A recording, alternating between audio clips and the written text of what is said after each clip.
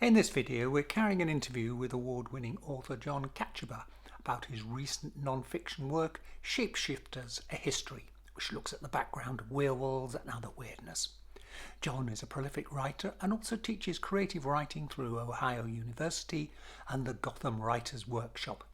He's also a member of the Historical Novel Society and the Horror Writers Association, as well as a regular speaker at paranormal conferences, on podcasts, radio and TV.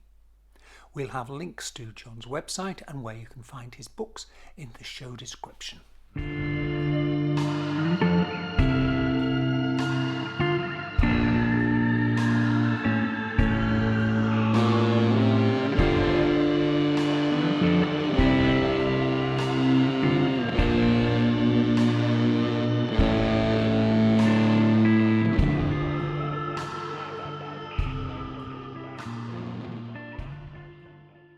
John, good to speak to you. Thank you, Charles. It's a pleasure being here. It's good you're making the time. Now, we're talking about your book, Shapeshifters. Now, this is a particular favorite topic of mine, as I've always been interested in shapeshifters, and obviously werewolves are the ones that always spring to mind. But tell us a bit more about it, because I mean, you've written other books, and I suppose you might say they are more conventional paranormal books, like ghosts associated with certain parts of the US and so on. Tell us about the background to this particular book. Sure. Well, you're exactly right. I've written, I guess, 5 books, I think, that are paranormal in nature, nonfiction about ghosts and hauntings, primarily in the US. So what I've noticed is I do a lot of public speaking at universities, libraries, programs like yours. Yeah. And what I've noticed in talking about ghosts particularly is that people at the end would always come up to me with sort of ghost stories of their own, which I always thought was fascinating. Yeah. But a lot of times they would talk about seeing or experiencing some kind of an entity that I would think, I said, well, it doesn't quite sound like a ghost. And they would say something or elaborate their story a little bit more to make me think that they were talking about maybe having like a shapeshifter experience, like they actually saw something that may have been a shapeshifter. So because I was getting that so often, I just became more interested in the topic. And I did a lot of research on shapeshifters and found out basically that the shapeshifter character is in pretty much every culture around the world since Neolithic times right up to today, in popular culture and mythology and religion, as well as, I'll say, in actuality, and I'll put that in parentheses because I don't know. But so anyway, so it just was a fascinating topic to discover in a way, and to delve into. I just found a lot of fascinating stories about them. Yeah, I mean, that is what's intriguing. Certain, I suppose we'd call them paranormal or supernatural phenomenon, have this universal appeal, like dragons. They crop up in almost every culture on the planet. And dating back to times when there's obviously, same with shapeshifters, no chance of any cross-cultural fertilization, that somebody comes across and say, hey, the Chinese told me this amazing story about this creature. It just didn't happen. So, there was clearly something there that prompted it. So what's your perspective on shapeshifters? I mean, there seems to be that they may be some kind of physical creature that can actually change shape, through to the sort of, if you like, the other extreme that is purely psychological, and it's people who think they are changing. And I mean, there are well-known, medical conditions, psychological conditions relating to that, with people thinking they are animals.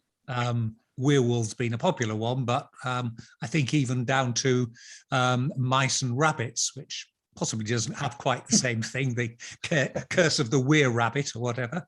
But where do you see it?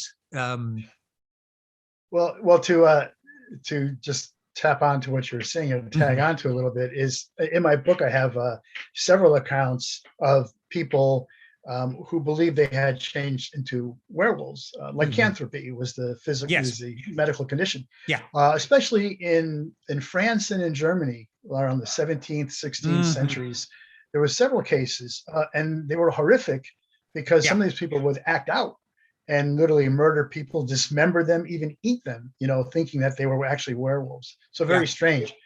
Then you have the other end of this. Well, that is the far end of the spectrum. The end that you're talking about, the other end is, do they actually exist? Are there creatures that can literally transform themselves into something else? My perspective is more on the psychological side. I don't believe that there are creatures that a rabbit can turn into an alligator, or that a human being can turn into a rabbit. I find that really hard, really hard to believe. Having said that, I do think that there's something about the shapeshifter character itself that appeals to all of us, which may be why it appears in all these cultures, as you mentioned, cultures that don't even have any cross-fertilization or contact with each other.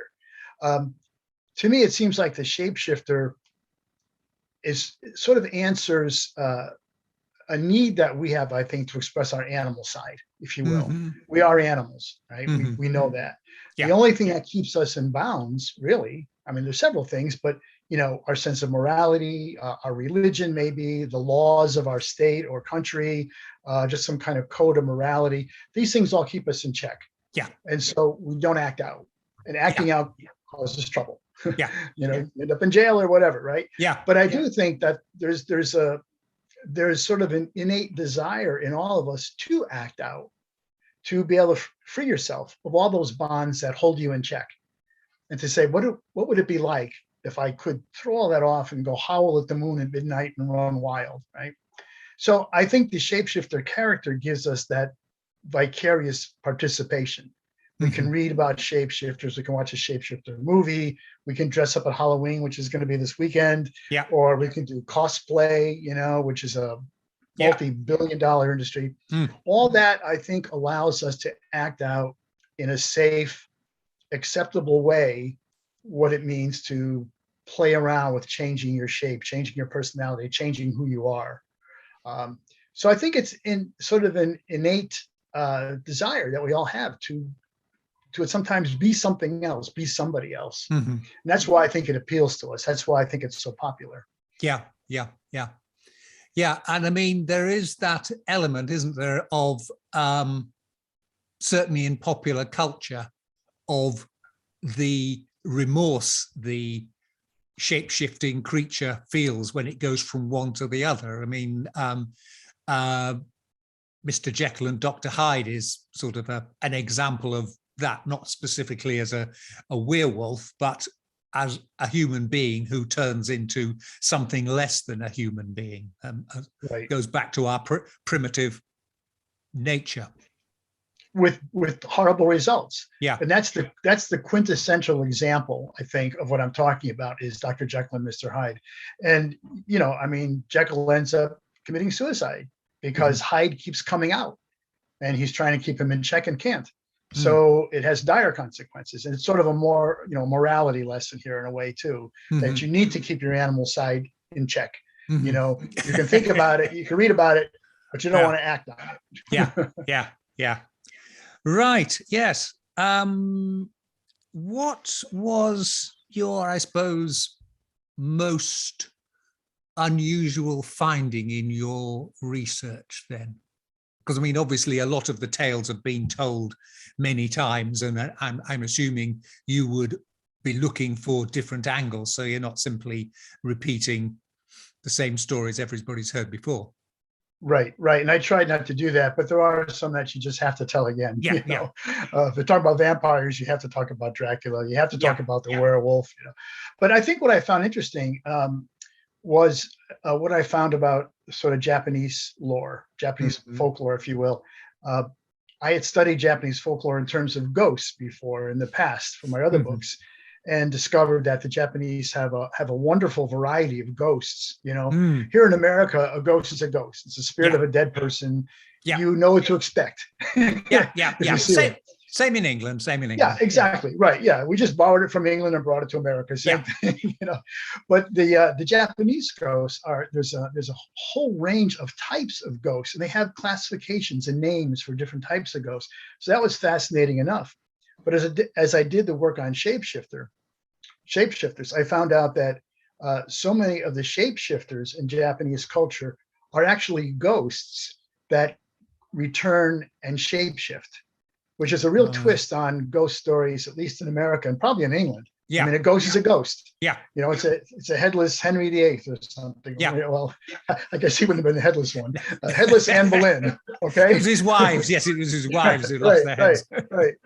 But so this was, I thought, really fascinating. And not only are they shapeshifters, but the whole stories behind them are so bloody and so gory, because most of the time these ghosts are coming back to seek revenge on another person. And usually it's a jilted lover or a husband that did more, like maybe killed his wife or put her away or something like that. And so the woman comes back.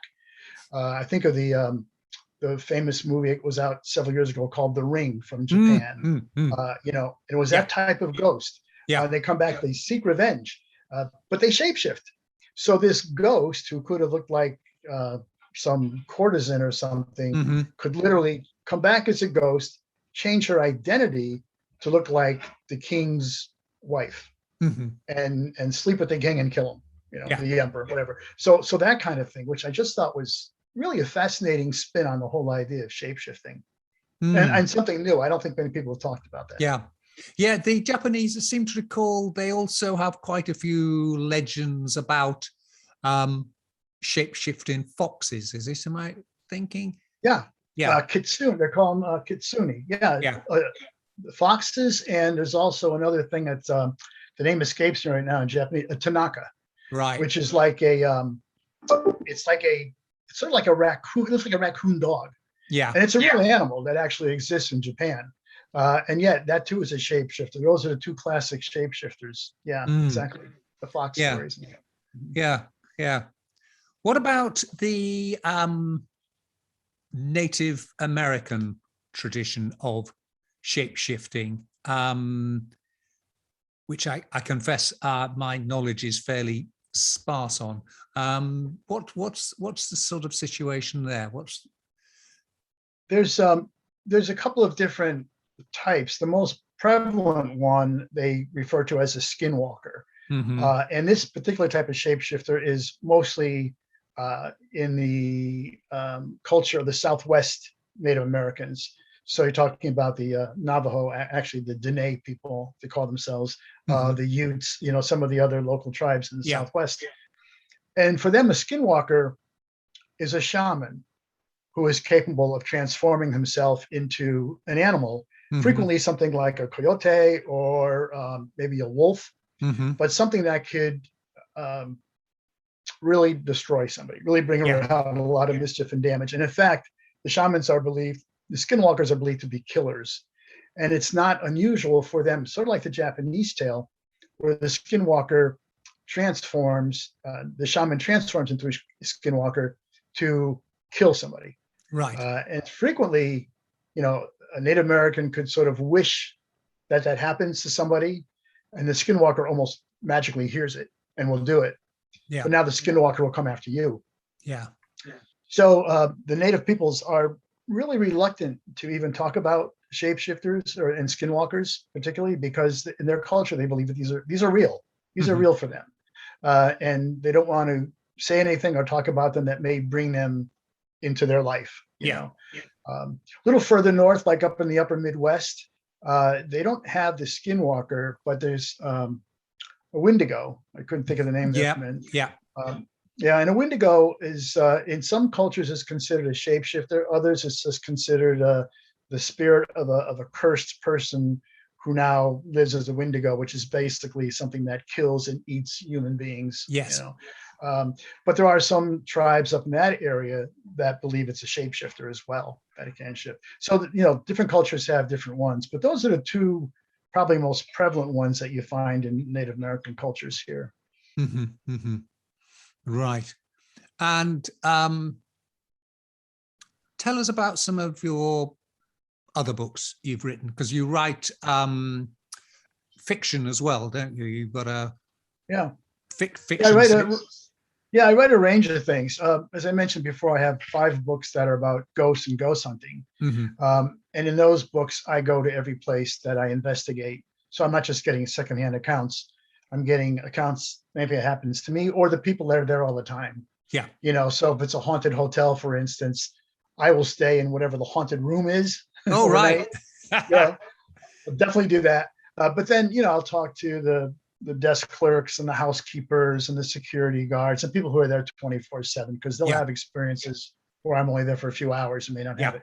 So there's those books. But I've written historical fiction. I have a book called The Savage Apostle, which has to do with the beginnings of King Philip's War here in the US, which was the 17th century between the native inhabitants and the English settlers in Plymouth Bay Colony. I wrote a book about how to write funny, and I teach a humor writing course online. So there's a variety of things. I have a paranormal novel called Dark Entry, which is based on an actual location in Connecticut where I grew up, which is called Dark Entry, and has a very interesting history of people apparently going insane over a period of about 50 years and committing murder and suicide. And all the stories come about as being, you know, a curse in that village, and the people were cursed and all. So I took that basic story, and since it is fiction, I fictionalized it a little bit more. So there's those kinds of things. I'm actually my cousin and I have co-authored a book that we're now marketing, and it takes place in London. And it's about something called the Bottle Conjurer. I don't know if that rings any bells for you at all, but apparently this was a historical event in 1749 in London. The what conjurer? They say his name again. Bottle. The Bottle Conjurer. Right. Yeah. No, that's escaped me, but I'm writing it down, and I will definitely be Google it once we finish this conversation. It's pretty amazing story. So we took that basic story and again, you know, fictionalized it and added more characters and more plot lines and things like that. But So And with your ghost hunting, what experiences did you have, you know, when you slept in the haunted room? Yeah. Well, I remember the bed was lumpy and the right. Well, one haunted room that I stayed in was completely quiet. It was in Florida, in a place called St. Francis Inn, which was originally built by a Spanish gentleman in 1700s when Spain had St. Augustine in Florida. And that's where this was. So I had this little room up in the loft, and it was supposed to be haunted by a ghost that they called Miss Lily. Who was African-American who dated from pre-American Civil War times. And apparently got pregnant by the owner's son and disappeared. So I stayed there that night, and I think I was the only guest in the inn that entire night. It was pretty quiet, and it was very quiet in town. It was a weekend, and it was off season. So I woke up in the morning and nothing was going on. As I'm packing up my gear and everything to leave, all of a sudden, I'm in a very small room, very tiny room.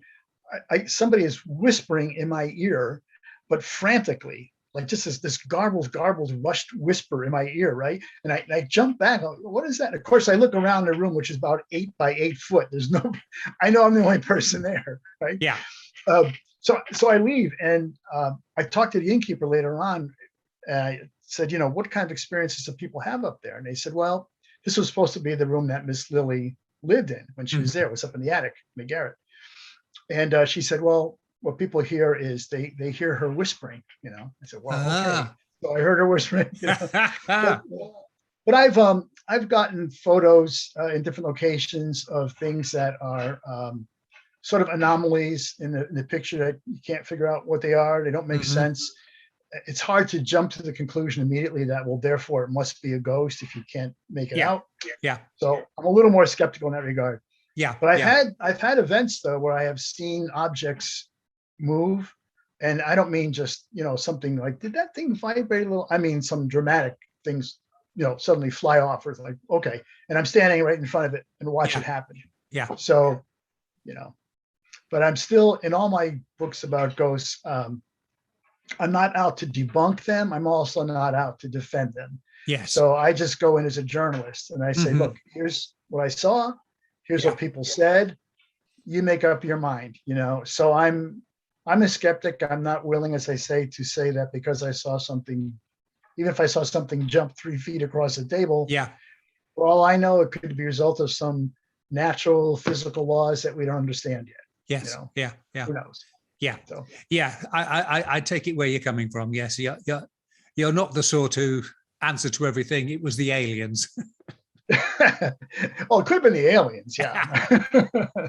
That's a different story. What are you going to be working on next? I mean, or you've mentioned the bottle conjurer, but right. All writers, once one manuscript's away, they're already thinking on the next one, if not already getting going. Well, the bottle conjurer, we are conceiving that as a trilogy. Right. So we're actually working on novel 2. And meanwhile, my agent is trying to sell some other novels that I've already previously written. One which takes place in Cincinnati, where I live now, mid-19th century, and it's about grave robbing in Cincinnati, and that the resurrectionists, as they were called. Right. You had them over there as well. Oh yeah. I mean, it's what you had Hyde and what was it, something Burke and Hare. Burke and Hare. The Scottish ones, yes, who decided to cut out the middleman and actually kill people and provide the bodies even fresher. Yeah. Why go to the bother of digging them up? It's dirty, it's messy, Yeah. Right. No, yeah, we certainly had it too. Same thing. There was a big rise in medical schools around the mid-19th century, and they just couldn't get enough cadavers. So people found them for them, and it was a pretty lucrative business. So, yeah. Oh, right. Okay. Well, it's been excellent talking to you. Thank you ever so much for your time, John. Thank you, Charles. Good luck with all your future projects, and I will include in the information where you can find your latest book, where you can find the Shapeshifters one. And you mentioned earlier on about the cases in France and Germany in the 17th century. I think the cover of your book depicts one of them, doesn't it? Well, this is actually happen to have it right here. Yeah, and that's the one. Yes. Yep. It's actually a German woodcutting from I think around the 16th century, maybe a little bit later. But yeah, that's kind of what people in France were saying was going on, and in Germany as well. So yeah, this book, by the way, was published in London by Reaction Books. Yes, I saw that. How did that come about? Well, my wife and her sister co-authored a book about food in Reaction's catalog, and I really liked the books that they made. They do beautiful books. I mean, as a work of art, they're beautiful. Yes. So I had this idea for Shapeshifters, and I just approached them and said, "Are you interested in it?" And they said, "Yeah." And they did the same for me. They created a really beautiful book. So it's distributed in the U.S. through the University of Chicago, but where you are, I mean, it's certainly available probably.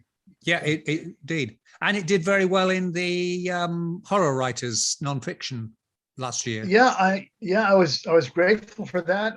It was a 2020 finalist for the Bram Stoker Award superior achievement in nonfiction. Yeah. So yeah, that was quite an honor. I appreciated that. So. Yeah. Well, hopefully more honors will be coming to you in future with your other books. But okay. Till then, thank you ever so much. Thank you, Charles. Take care. Take care. Bye-bye. Bye now. Thanks for watching. If you enjoyed it, please click the like button, drop a comment below, and support us by hitting that subscribe button. For more weird tales, visit our website, www.urbanfantasies.com. Until next time, stay well, stay weird.